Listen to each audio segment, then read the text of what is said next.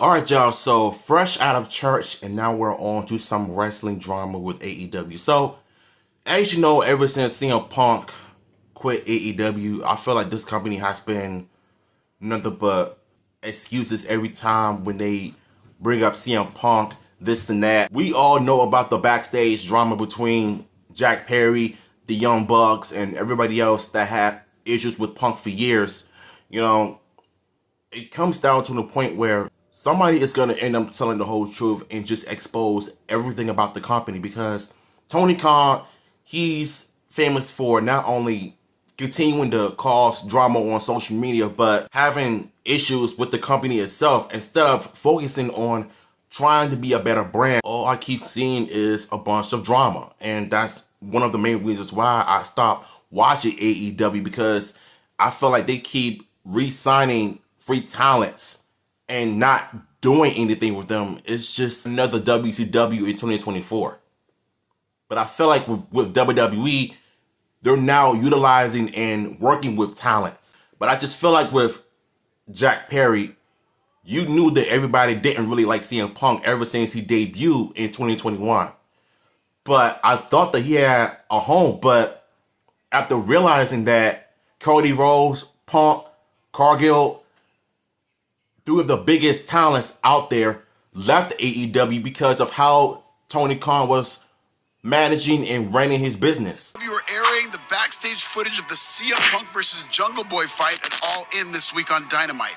You know, like an idiot. CM Punk and Jungle Boy got into a fight back in August because real fights in the wrestling business with all those egos are inevitable. What shouldn't be inevitable is the promoter booking the whole territory around the fallout.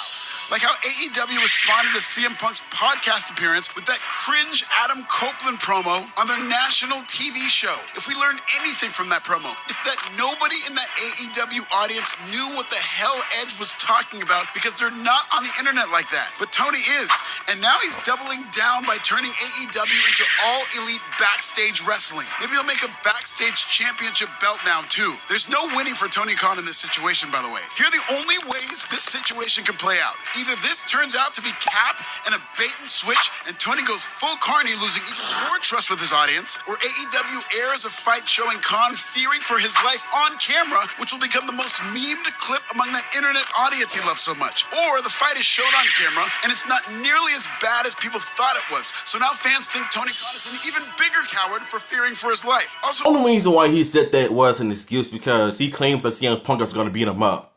Bruh, it's your company. You should have spoke up about this whole thing instead of letting CM Punk continuing to talk.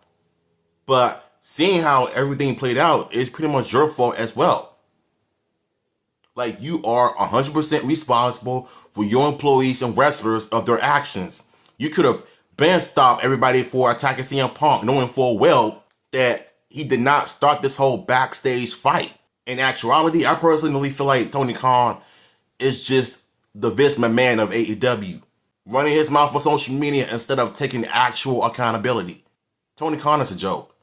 WWE can't issue a cease and desist to stop AEW from airing that footage, thereby forcing AEW to cancel this segment, all because CM Punk and his triceps talked greasy about AEW to kick off WrestleMania week. 2024 has been defined by kicking AEW while it's down, and few people are more qualified to put the boots to AEW and pro wrestling's player coach Tony Khan than CM Punk. Punk's 2-hour chat with Ariel Helwani ran the gamut of Punk's time in AEW, but most notably Punk's fight against Jack Perry during the Brawl In, one that ultimately claimed CM Punk's AEW career. Today, we're going to talk about Punk's shoot interview on AEW, how he made Jungle Boy Jack Perry disappear, and how Phil Brooks continues to haunt AEW long after he's gone. You know what to do in Swahili. If anybody deserved an award or two for WWE's furious comeback in 2023, it was Jungle Boy Jack Perry. Man should have won Best Backstage Fight in ways that benefit WWE, Best Hill to Die On in ways that benefit WWE, and everything you said is true, so thank you. while it's not fair to blame Jack Perry for CM Punk's AEW exit, it's unrealistic to not blame Jungle Boy. For all intents and purposes, CM Punk leaving AEW was the company's Bash at the Beach 2000 moment, when its biggest star star left once and for all, reducing AEW's once competitive pissing contest with WWE to a tuxedo cat fighting a dragon.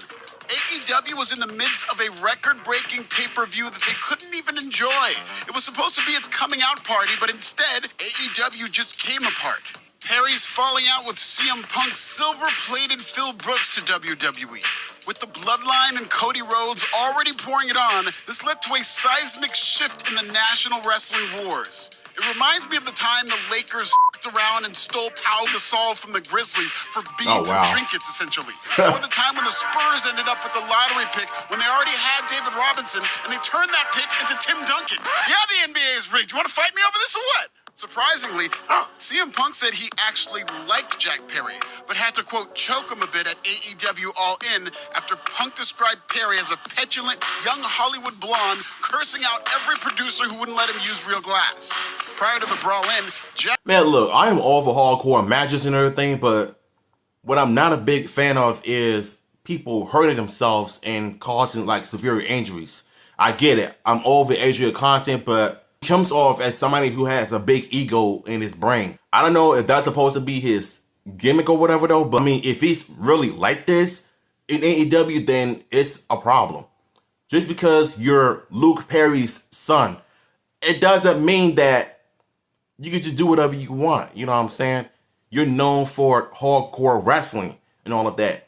CM Punk wasn't really built for all of that, you know, in terms of like making people bleed or running through glasses and everything. Like, that's, I mean, look, it's all cool for like certain moments though, but if it's like this every other week, then it's going to become a red flag, you know what I'm saying? Because one of those young cats has a problem with old time wrestlers like Punk and everybody else and gets mad when they don't want to wrestle his style. And I believe that's where all of this backstage stuff's happened. A few disagreements can lead to some brawl backstage, which I personally believe is going to happen. So, I don't know. Almost too promising. Through an MJF promo that served as a Tony Khan coronation by proxy, MJF named himself, Darby Allin, Sammy Guevara, and Jack Perry as the 4 pillars of AEW. This was going to be the young foundation in the bedrock for AEW's dynasty as a competitor to WWE. By the way, there is nothing wrong with this idea at all. I was on board with AEW's choices, though would it have killed you to have a black pillar? And I like the fact that AEW was centering its product around 4 young, homegrown talent. But with no leadership, each pillar became reckless. Darby Allin, on his way to make a dangerous trek of Mount Everest, legit broke his ankle before an already ill-advised trip. Tony Khan wasn't a good enough leader to put his foot down and tell one of his top stars not to climb Mount Everest. So in the absence of real leadership, Darby Allin had to legit break his ankle to protect him from himself. That's a real thing. Shortly before he broke his ankle, Darby Allin took an insane bump through real glass, word to Jack Perry, who has the reverse Midas touch. MJF went from wrestling 8 times a year and drawing money through his promos to wrestling the AEW style several times a month. This detracted from MJF's essential specialness in the marketplace, all while breaking his body down to the point that now he's hurt. Come on, bro. Sammy Guevara was suspended yet again, apparently for injuring Jeff Hardy, but I don't all the way believe that that's the only reason he was suspended. Where there's smoke, there's fire, and we'll just leave it at that. Then there's reckless Jack Perry, the real glass guy who ignored elder orders and used real glass. Forget the physical danger. The most dangerous part of Perry using real glass was the fact that it jeopardized CM Punk's future with AEW.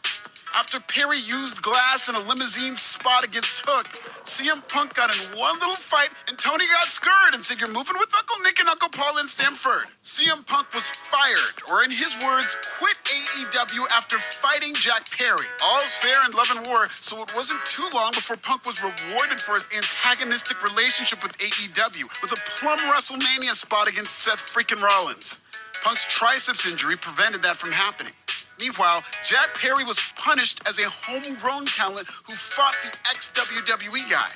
I tend to side with CM Punk in all this drama, but I'm also not part of the AEW locker room. In fact, I'm the furthest thing from it. So what kind of inferiority complex of a message is Tony Khan sending to his own locker room by... Let's face it. favoritism plays a huge part in AEW because you could clearly see that in Jack Perry. Because when Punk quit AEW because of his fight with this idiot, because he wanted to use real glass for matches, knowing full well that your body is not made for that. At some point, Tony Khan is just a terrible leader, a terrible owner that doesn't even care about his employees, his talent. Like, he doesn't even know when to put his foot down or just take actual accountability for his own actions of playing a huge part of the brawl. And then on top of that, you have AEW talents, including himself, get mad at Phil for exposing the company for what it is.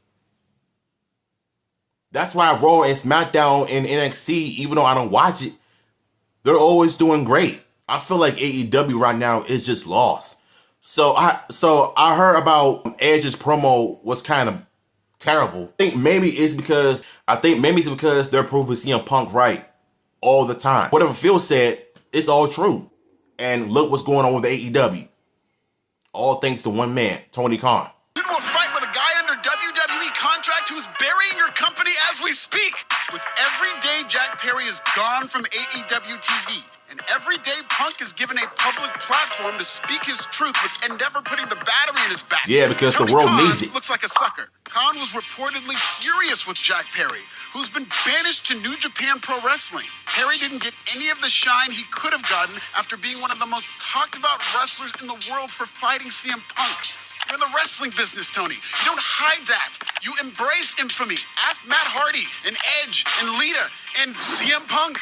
Ask the final boss. CM Punk said this in so many words, but Tony Khan just ain't built for the wrestling business, bro. At least he isn't right now. In fact, this is where not being a good carny hurts Tony Khan. By not pushing Jack Perry as a lightning rod right after his fight with CM Punk, AEW lost out on all the buzz WWE benefited from by signing Phil Brooks. If the Brawl In was a Montreal screwjob, Jack Perry is Bret Hart in WCW. A stick of dynamite, pun intended, that AEW decided to leave in the box. We'll be right back. If your Perry is currently in a fierce battle of penmanship with Tony Khan and AEW as he looks to either return to the company or be released from his contract entirely. By the way, AEW couldn't have picked a worse time to announce its releases, fresh off of CM Punk saying that they're not a real business. We all know how much real estate CM Punk has in Tony Khan's head, so it's fair to ask whether Khan announces first wave of mass releases to prove that AEW can cut costs with the best of them. Jack Perry remains on the longest suspension ever. Draymond Green has had multiple suspensions in the time that Perry has had one. But to say Khan suspended Perry would imply Tony Khan had any authority over his talent. Khan is freezing up again for the same reasons he didn't want to talk to Punk throughout his last triceps injury. Khan is probably traumatized by the sight of Perry. Perry reminds Tony of everything he gave up trying to keep a top star that he eventually lost in CM Punk. Khan just can't come to grips with the Brawl In, let alone the Brawl Out, enough to rehabilitate a pillar whose career may have been ruined by a combination of one poor choice and years of poor leadership. It's more likely than not that we look back at the four pillars not as a jumping off point for AEW, not as a male four horsewomen, but as a curse. Whether it's MJF going to WWE, Darby Allin's body breaking down in a few years, Jack Perry's feud with CM Punk, or Sammy Guevara's suspensions, the pillars could just as easily be a cautionary tale as they could be an inspirational one. As of this writing, Jack Perry is the only current pillar who is actively wrestling. If WWE can forgive CM Punk for all he's done to them in the past, in addition to the red flags he brought from AEW, Tony Khan needs to stop holding Jungle Boy hostage and turn him loose as a heel in AEW. Let me just say this, though. If MJF signs with WWE, can you honestly imagine the amount of rivalry between him and Punk would have made billions of dollars on Raw? No. If WWE forgave CM Punk for all the mess he's done to them for years, why can't Tony Khan just let it go? So basically, you're just mad at CM Punk for exposing everything of how terrible your company, your organization is. And it's obvious to me that CM Punk is right again. At the end of the day, whether they're going to show the backstage footage or not, we all know it's going to be on TV, and they're going to probably blame CM Punk for starting this whole thing instead of taking actual accountability for playing a huge role in all of the incidents. It's not just one guy's fault, it's everybody that was involved's fault, including Tony Khan. At the end of the day, CM Punk is back in WWE. Yes, he's injured, but he's still around, he's still entertaining, and he's fun to watch. AEW, I feel like they're lost. They are definitely lost. So, link to the original video, and shout out to this content creator. I love your videos, bruh. So, yeah, I'm out.